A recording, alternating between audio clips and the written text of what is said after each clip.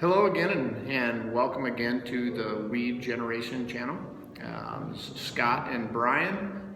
Today we're going to talk a little bit about a question that we had from a caller this past week.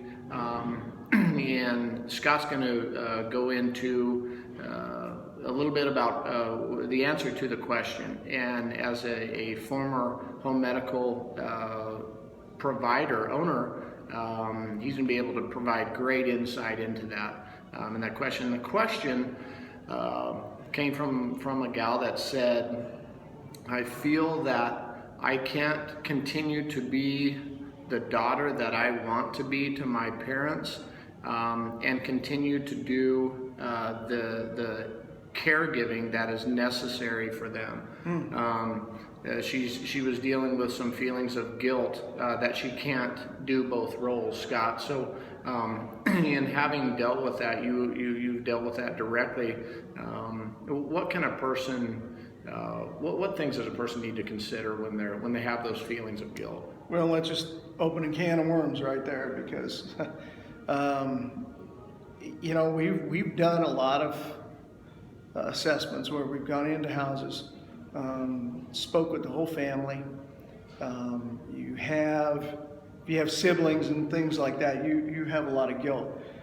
Out of the siblings of five kids that are caring for mom and dad, that particular scenario, I don't know all the particulars on it, but you're going to have one of those children with the guilt that.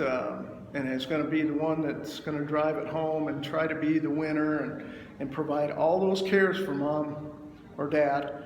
And the problem is, and we've seen it firsthand, they fall victim to their own drive to their own guilt, really. Because what happens is they spend all their time worrying about it, and they let their own family slide. If they have kids still of their own at home, you see that where they get sick, they fall victim to it, and all of a sudden they need care of themselves, and that's not where you want to be, because then really what you have is downfall. Things start to fall out of place pretty fast for mom. Mom needs probably the consistency of a caregiver.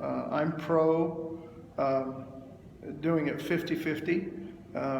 That's one of the things, is that you need to consider, okay, out of the family, who's going to be primary caregiver. There's a host of other things that we could probably talk about on that subject too, because then you lead into who's in charge of the will or trust or what have you. But that's not the question today. That was based on the guilt. And I for that person that reached out to us, I would say they need to seek out some care to alleviate their own care they're giving mom, to be quite honest. They need to do a 50-50 thing. They need to break it up. We've seen them come in the office and they're just torn apart, and you have to work them away from it and bring it back to reality and realize you're not going to be able to do it all. It reminds me, Scott, of training that we get if you've ever flown on an airplane. You fly on an airplane, and the flight attendant, if you remember, will be up in the front, and they will tell you if the oxygen falls down. The little things of oxygen, if they fall down, who are you supposed to help first? You help yourself and put the oxygen on yourself in order to help those around you. So or would you say that's kind of that's a great philosophy? Analogy. That's a great analogy, Brian. You have to help yourself. You have to. There's just no ifs, ands, or buts about it. You have to do that. Yep. Okay. Yeah. Great. Well, again, we appreciate everybody emailing in. This is Scott and Brian of the Weed Generation channel.